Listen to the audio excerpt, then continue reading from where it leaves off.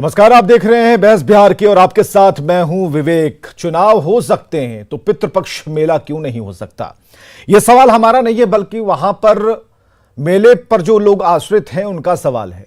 जब हमारे सहयोगी वहां पहुंचे तो यह सवाल उनसे पूछा गया कि जरा जाकर तनिक सरकार से पूछिएगा कि जब आप पंचायत चुनाव करवा सकते हैं तो पितृपक्ष मेला चलवाने में क्या दिक्कत है? आत्मशक्ति की कमी है या फिर प्रशासनिक चुनौती इसे मानता है या फिर उस चुनौती से भागता है? क्योंकि जो तामझाम पंचायत चुनाव में होंगे या फिर इससे पहले हमने देखा बिहार विधानसभा के दौरान भी, तो जब सब कुछ हो सकता है तो फिर मेले का आयोजन क्यों नहीं होगा? क्योंकि मेले पर कई लोग निर्भर है, जिनका घर चलता है, रोजी रोटी चलती है। तो आपको परिचय कराना चाहेंगे सबसे पहले अपने मेहमानों का। हमारे साथ विवेकानंद पासवान प्रवक्ता बीजेपी से हैं, अभिषेक झा जी हैं प्रवक्ता जेडीयू से, डॉक्टर संजय कुमार वरिष्ठ पत्रकार हमारे साथ मौजूद रहेंगे, ज्ञान रंजन जी प्रवक्ता कांग्रेस से हैं और मृत्युंजय तिवारी जी का आना बाकी है, वो प्रवक्ता आरजेडी से हैं। हमारे साथ सभी लोग मौजूद हैं। अभिषेक झा जी के पास चलेंगे सबसे पहले। अभिषेक झा जी, सवाल तो वाजिब है, चुनाव हो सकते हैं तो क्या ये मेला नहीं लग सकता?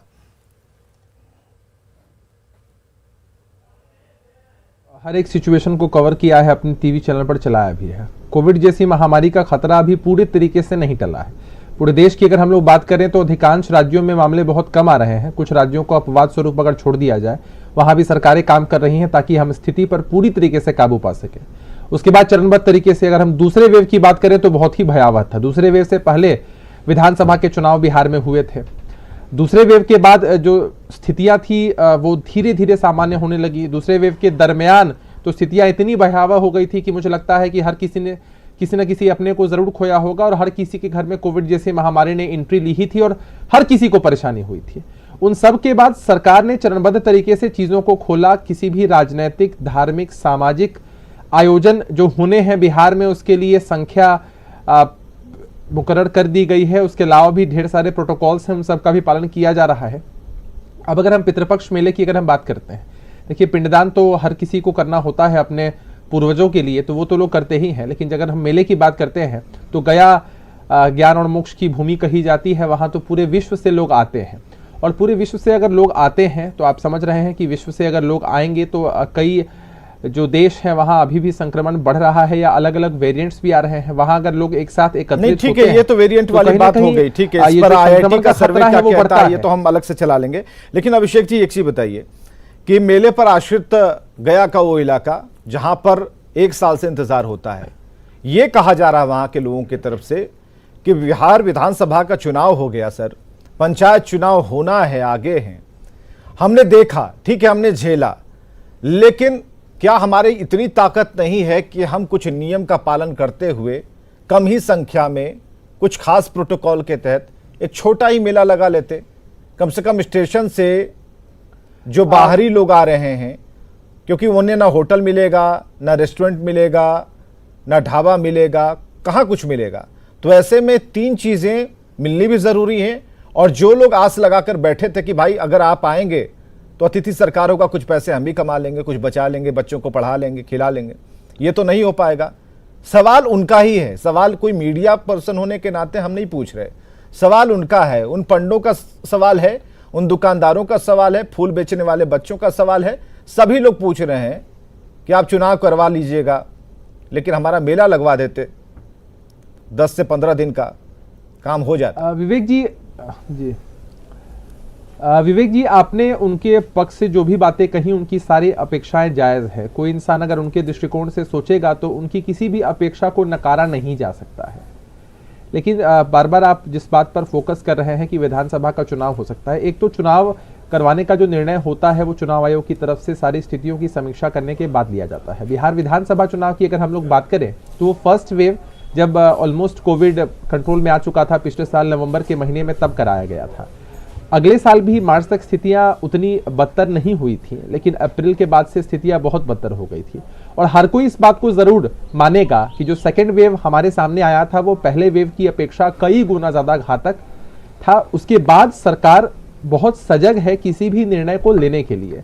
उनकी अपेक्षाएं जायज हैं, लेकिन जब देश विदेश से इतनी संख्या में लोग आएंगे तो शायद उन मेलों में उस तरह से प्रोटोकॉल का पालन न हो पाए जिसकी समीक्षा भी की होगी क्राइसिस मैनेजमेंट ग्रुप के लोगों ने या सरकार भी। लेकिन एक बात तो तय है कि बिहार की जनता इतनी जागरूक है कि नया रिकॉर्ड बना दिया वैक्सीनेशन लेकर, तो इतनी जागरूक है कि अपने आप को वो संभाल सकती है। ये तो दिखाई दिया पूरे विश्व को कि भाई गुरु ज्ञान की धरती है और यहां हमें ना कोई सिखाए ना चराए। इतना तो तय है कि हम एक नई लाइन, मोटी लाइन, बड़ी लाइन लकीर खींच सकते हैं, कहीं कोई दिक्कत नहीं है। जहां तक कोविड प्रोटोकॉल का सवाल है तो उसका पालन भी करेंगे, लेकिन कुछ ठीक है सरकार अपनी तरफ से ये मजबूरियां हैं उनके सामने गिना दे, प्रशासन वहां जाकर ये कह दे कि भाई हम असहाय हैं, कम से कम रुक जाइए, इस बार रुक जाइए, अगली बार से करवा देंगे। ऐसा कोई प्रोसेस होना चाहिए था। नहीं देखिए भाई, सरकार हो या प्रशासन हो, हम लोग संवेदनशील तो हैं ही ताकि लोगों की बातों को समझ पाए, उनके पक्ष को जान पाए। लेकिन होता क्या है ना विवेक जी, आप ये समझिए कि इतने लंबे समय से लोग इस महामारी को झेल रहे हैं, इतनी सारी कठिनाइयां भी हुई हैं। अगर सरकार सारी चीज़ों की छूट दे दे, कुछ लोग समझदार होते हैं, इसमें कोई दो राय नहीं है, लेकिन अगर कुछ लोग समझदार नहीं होते हैं जिनकी वजह से अगर संक्रमण इस स्तर तक फैल गया तो कल होकर अगर संक्रमण, चलिए कुछ वाली बात ठीक लग रही है थोड़ी आपकी, ये कुछ लोगों की वजह से ही हमने 2020 को देखा है, 2021 चल रहा और ये कुछ लोग हो सकता है कि कोई बड़ा घाव दे सकते हैं हमें। तो हम बात करेंगे आपसे। विवेकानंद पासवान जी हमारे साथ मौजूद है। विवेकानंद पासवान जी, आप इस संदर्भ में किस तरीके से अपनी सोच रखते हैं, क्योंकि सरकार में आप भी हैं? देखिए विवेक जी, सबसे पहले जान है तो जहान है। पितृपक्ष में पिंडदान हो रहा है। सरकार भीड़ भड़क्का को कहता है, अभी भीड़ भड़क्का से लोग दूर रहिए, क्योंकि कोविड अभी गया नहीं है। रही बात ये प्रतिबंध का, तो सरकार यूं ही कोई निर्णय नहीं ले लेता है। उनका रिपोर्ट आता है, आपदा विभाग है, स्वास्थ्य विभाग का एक्सपर्ट का रिपोर्ट है, तब निर्णय लिया जाता है। इसीलिए पिंडदान और पितृपक्ष में ये तो अपने पूर्वजों को के लिए है, और घर में भी लोग अपने तर्पण करते हैं, पिंडदान करते हैं। लेकिन भीड़ भाड़ अभी कोविड को देखते हुए सरकार इस पर रोक लगाई है और ये जनहित में है। चलिए डॉक्टर संजय कुमार, हमें जरा ये बताइए, वरिष्ठ पत्रकार हमारे साथ मौजूद हैं, कितना आसानी से और किस तरीके से हम करवा सकते थे जो मेले की बात कही जा रही है? डॉक्टर संजय कुमार जी के पास हम चलेंगे, वरिष्ठ पत्रकार हमारे साथ मौजूद हैं और उनसे जानने की कोशिश करते हैं कितना आसान है, कितना मुश्किल है, क्या हो सकता था, ये हमारी इच्छा शक्ति पर निर्भर है। और वैसे भी जो पिंडदान के लिए जो लोग पूरी फैमिली के साथ आते थे वो लोग भी काफ़ी सजग थे कि इस बार हम अकेले ही जाकर पिंडदान कर लेंगे, कहीं कोई दिक्कत नहीं है। जहाँ तक मेले का सवाल है तो उसमें भी लोग बड़े ही सजगता के साथ आ सकते थे। क्या हुआ, क्या होना चाहिए था और क्या हो सकता है?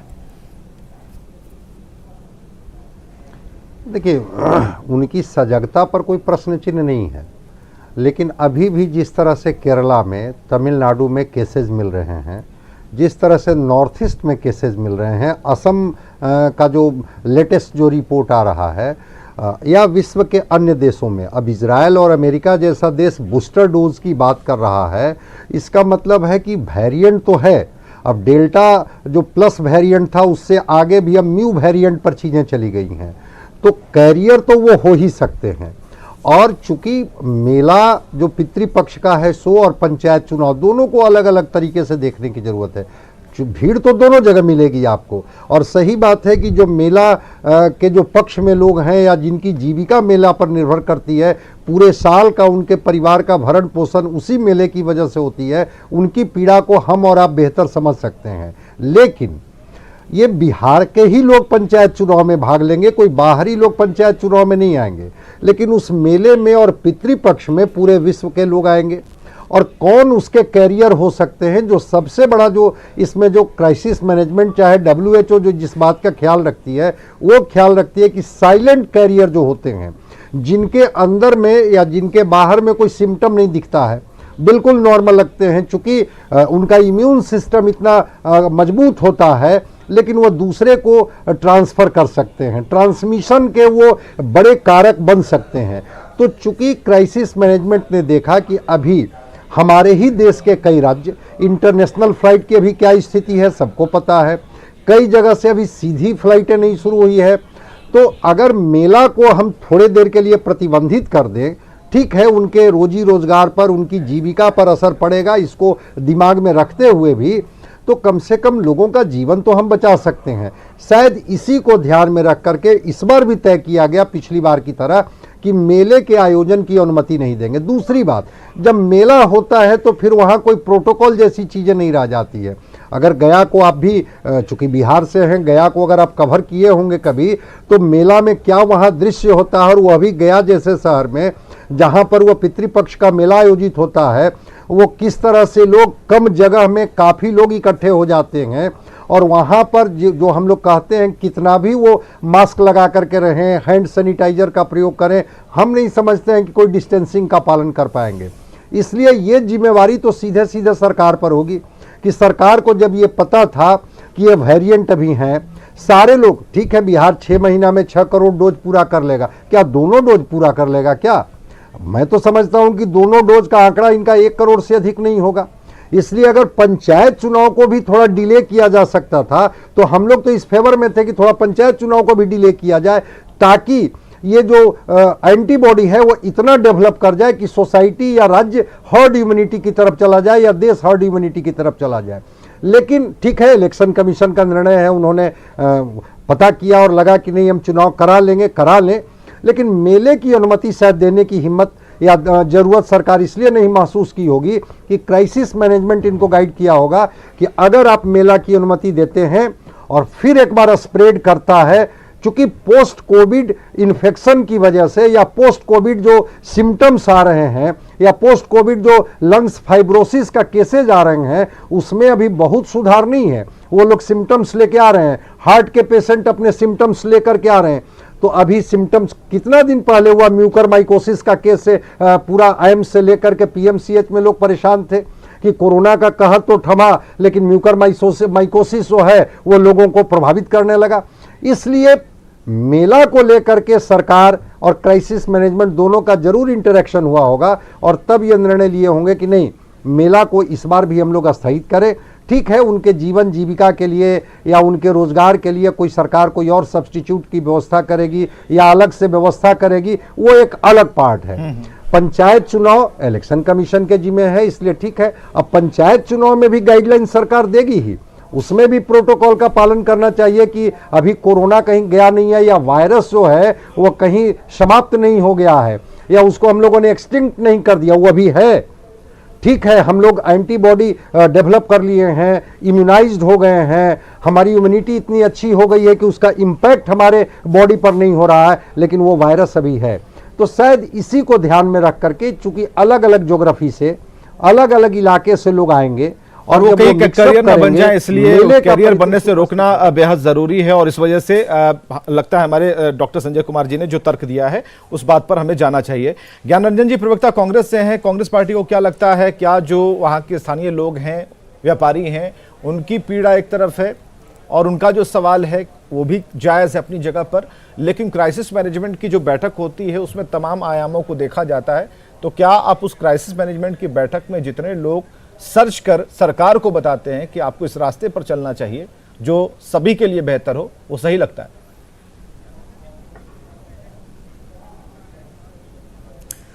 बिल्कुल विवेक जी, आपकी बात से मैं, आपका जो सवाल है स्थानीय लोगों को जो जिनकी जीविका इस मेले से टिकी रहती है उसके बारे में सरकार को सोचना ही चाहिए। ये कहीं ना कहीं तथ्य है, ये सच बात भी है कि कोरोना को लेकर पूरा देश डर से, भयावह स्थिति से जो देखा है वो डर चुकी है। लेकिन क्या इसके एक दो पहलू पे हम ये नहीं दे सकते हैं, जब हम मिनिमम कोविड प्रोटोकॉल का पालन करते हुए भी तो काम कर सकते हैं। जैसे हमारे यहाँ पे जो एक्सपर्ट बैठे उन्होंने कहा कि इंटरनेशनल फ्लाइट से जो बाहर के लोग आते हैं, हम उस चीज़ को रोक लगाते और देश के अंदर के जो लोग हैं उन्हीं के लोकल लोगों के लिए अनुमति देते हैं। ये भी हमें देखने की बात है, क्योंकि ये आस्था का भी बात है।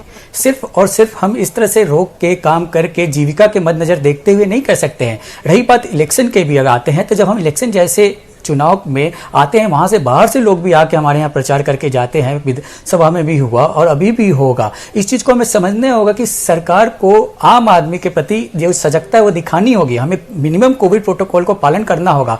अगर इसी चीज को देखा जाए तो जब हम कोविड प्रोटोकॉल एग्जिस्ट था तब भी आपने देखा होगा कि बिहार के सड़कों पे ही कैसे अपने नेताओं को वेलकम करने के लिए कोविड प्रोटोकॉल की धज्जियां उड़ाई गई थी। तो एक तर्क देना, इस तरह की बातें सिर्फ ये करना कि हम इससे डर के नहीं करते हैं, तो हम सिर्फ और सिर्फ सिर्फ देशवासियों के लिए ये प्रथा रखते, बाहर से आने वाले लोगों को जो इंटरनेशनल फ्लाइट बिल्कुल कम ही चल रही है, जो बिल्कुल ना के बराबर है, उसको हम रोक लगाते और उस चीज को देखते हुए हमें स्थानीय निवासी के लिए कुछ करना चाहिए था। और यही नहीं कहता हूं मैं, अभी भी सरकार से निवेदन करूंगा कि अभी भी सिर्फ कोविड को देखते हुए नहीं, आम जन जीवन और जो छोटे मोटे कारोबारी व्यवसायिक थे जिनकी आत्मनिर्भरता थी छोटे मोटे कामकाज से, अभी भी बहुत बदतर स्थिति में है। उन्हें सरकार को उन्हें डायरेक्ट फंड ट्रांसफर करना ही चाहिए ताकि वो अपने पैर पे खड़े हो सके। ये बहुत समझने की बात है, क्योंकि जिस तरह से महंगाई भी बढ़ रही है। हाँ हाँ ठीक है, अभिषेक झा इसका जवाब देंगे।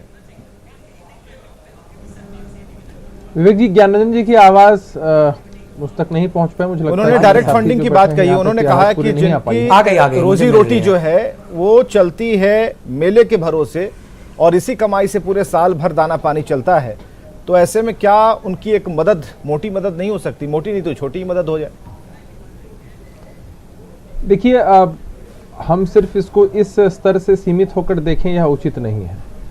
मेले में जो लोग हैं जिनकी रोजी रोटी चलती है उनकी तो सरकार मदद करना चाहती है, आगे होगी। ये तर्क में ये अभिषेक जी, मैं ये नहीं कह रहा हूं कि ये तर्क है, ये सीमित नहीं है। मैंने रोजी रोटी छिन गई है, मैं सिर्फ यही तर्क वो कम्युनिटी किचन के माध्यम से हो या अन्य सुविधाओं का लाभ दे करके हो, सरकार की प्राथमिकता में हमेशा से ही रहा है कि जो दैनिक मजदूरी करके कम्युनिटी किचन सिर्फ कोरोना संक्रमित लोगों के लिए किया गया था अभिषेक जी। ये लोगों की मदद नहीं की थी जिनके परिवार, जिनके पैसे, जिनके रोजगार बंद हो चुके थे, उनके लिए नहीं थी कम्युनिटी किचन। बात नहीं है।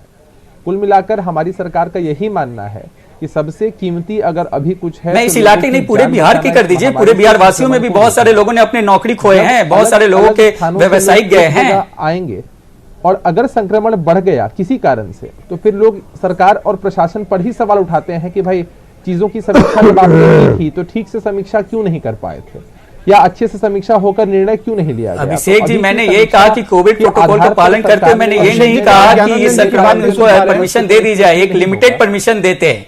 आपने जी, मैं उनकी आवाज तो सुन ही नहीं पा रहा। आप मेरी बात समझ नहीं रहे अभिषेक जी। मैं ये कहना चाह रहा हूँ कि मिनिमम जो प्रोटोकॉल को पालन करते हुए, मेरी आवाज आ रही है? आवाज नहीं आ पा रही है उनकी। चलिए, मृत्युंजय तिवारी जी हमारे साथ पहुंच चुके हैं। मृत्युंजय तिवारी जी, प्रवक्ता आरजेडी से, जो सवाल है आप पढ़ पा रहे होंगे। मृत्युंजय तिवारी जी, सवाल वहाँ के स्थानीय लोगों का है, वहाँ स्थानीय जो पंडे हैं या फिर वो समाज है जो कि मेले पर आश्रित है, उनका सवाल है कि जब पंचायत चुनाव करा सकते हैं तो फिर मेला। आवाज नहीं आ रही इधर है। आपको धन्यवाद देते हैं, पहले की 1 नंबर की पार्टी को याद आपने सबसे अंत में किया। ये देखिए, इस सारे चीजों के लिए कोरोना नहीं है। नहीं, हम तो पहले से बैठे हैं विवेक जी।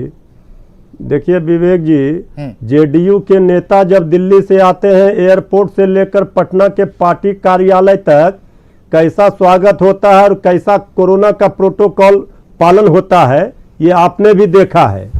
और ये अभी जब इतने बड़े मेले का कोरोना के नाम पर इसका आयोजन नहीं होना, ये दुर्भाग्यपूर्ण है। सभी स्कूल खोल दिए गए हैं, सिनेमा हॉल खोल दिए गए हैं, सब चीज खुला हुआ है, कहीं कोई प्रोटोकॉल कोरोना का मान रहा है? और इसके बाद आज अगर इतने बड़े मेले, आपको पता है कि इसका क्या है समाज में या लोगों के इसमें रहता है। 1 साल तक लोग इंतजार करते हैं कि हमें अपने पुरखों को पिंडदान करने के लिए जाना है बिहार। जवाब दे दो। और इस मेले पर कोरोना के नाम पर इसे नहीं आयोजित होना इस बात को दिखाता है कि आप पंचायत चुनाव करा रहे हैं, वह अपने पार्टी के नेताओं के स्वागत के लिए कोरोना का प्रोटोकॉल का धज्जी उड़ा रहे हैं। लेकिन ये अगर धार्मिक कार्यों पर आप रोक लगा रहे हैं, पिंडदान के मेले पर रोक लगाना कहीं से भी उचित नहीं है।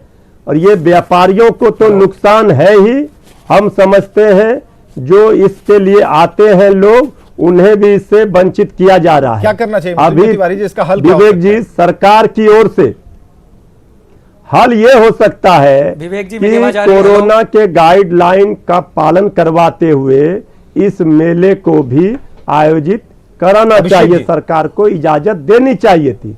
पितरपक्ष का लगता है, मेला। विवेक जी लगता है हमारे हाँ, बड़े भाई लगता- मृत्युंजय जी को मेला का अर्थ नहीं पता अब है। हमको जी, अर्थ मैं- तो मत मैं- समझाइए, मैं- आपको अर्थ नहीं पता है। आपको नहीं पता मेला होगा। का आप लोग मेला- राजनीतिक मेला ज्यादा लगाते हैं, मेला और का- राजनीतिक मेला हम नहीं लगाते विवेक हैं, जी, इसलिए ये सब ज्ञान हमको नहीं दीजिए। आपको पता है इस मेले का इस मेले का क्या महत्व है, आपको पता है? इस मेले का महत्व नहीं पता है। अगर इस मेले का महत्व पता होता तो आप ये बात नहीं बोलते। आप बाकी चीज के लिए क्यों नहीं कोरोना प्रोटोकॉल हुआ, क्यों नहीं कोरोना प्रोटोकॉल हुआ?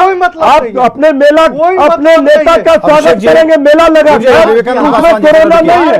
और ये पितरपक्ष मेला के आयोजन के लिए कोरोना है। बारे आपका नियम ये दोहरा मापदंड से चलेगा क्या? थोड़ा शांत हो जाए तब नहीं नहीं, आप अपने नेता का स्वागत के लिए आप ये कोरोना प्रोटोकॉल का कब पालन करते हैं? आप ठीक है, ला रहे हैं, बताइए। अभिषेक जी आपको ला रहे हैं। नहीं नहीं, आप राजनीति मत समझाइए।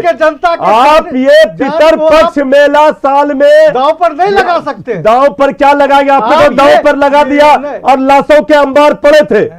आप ये क्या प्रवचन कर रहे हैं? ये सब मत समझाइए। कोरोना गाइडलाइन का पालन सरकार ने कितना करवाया है ये सबको पता है। सरकार के लोग कोरोना का धज्जी उड़ाते हैं जब उनके स्वागत के नेता के स्वागत के लिए भीड़ उमड़ती है तो, और जब विपक्ष के नेता आते हैं सड़कों पर तो आप मुकदमा करते हैं। पितरपक्ष का मेला आएगा तो आप कहेंगे कि आप जो है कोरोना गाइडलाइन का पालन, अरे कोरोना गाइडलाइन का पालन होना चाहिए, लेकिन पितरपक्ष मेले का आयोजन होना चाहिए। चलिए आप भी कहना है कि पितरपक्ष मेले का आयोजन होना चाहिए क्योंकि वहां पर लोगों की आस्था जुड़ी हुई है, लेकिन ये हमारे पास इनपुट है, उसके मुताबिक हम कोई भी खतरा भी नहीं ले सकते हैं क्योंकि हमने 2020 देखा है और दूध का जला छाछ भी फूंक के पीता है। अलग अलग पार्टियों की अलग अलग राय है, लेकिन लेकिन मृत्युंजय तिवारी जी, हाँ नहीं ठीक है, आपकी बात हमने पूरा समझ दिया आपको और आपने अपनी बात रखी, लेकिन चुनाव हो सकते हैं नहीं हो सकते, या फिर पिंडदान जो अभी प्रक्रिया चल रही है उसमें मेले का आयोजन क्या उसका एक उसकी भरपाई हो सकती है, सरकार अपने अलग तरीके से सोचेगी, लेकिन ज्यादातर लोग ये मानते हैं कि कोई रिस्क ना ले तो ज्यादा बेहतर है। हालांकि यहां पर उस गाइडलाइंस का जब जिक्र होता है तो लोगों के मन में उबाल ये आता है, प्रश्न ये आता है कि गाइडलाइंस यहां भी लगा देते, शक्तियां यहां भी लगा देते, थोड़ी सख्ती लगा देते, लेकिन थोड़ा मोड़ा मेला अगर हो जाता तो ज्यादा बढ़िया रहता, लोगों की कमाई हो जाती और लोगों को भी लगता कि नहीं यहाँ चलिए कुछ नहीं, बड़ा नहीं तो कुछ तो लगा है यहाँ पर। बहुत बहुत शुक्रिया सभी का आने के लिए, इस चर्चा में शामिल होने के लिए। तो इस चर्चा में जितने लोग बने थे सभी का शुक्रिया और खबरें लगातार जारी हैं।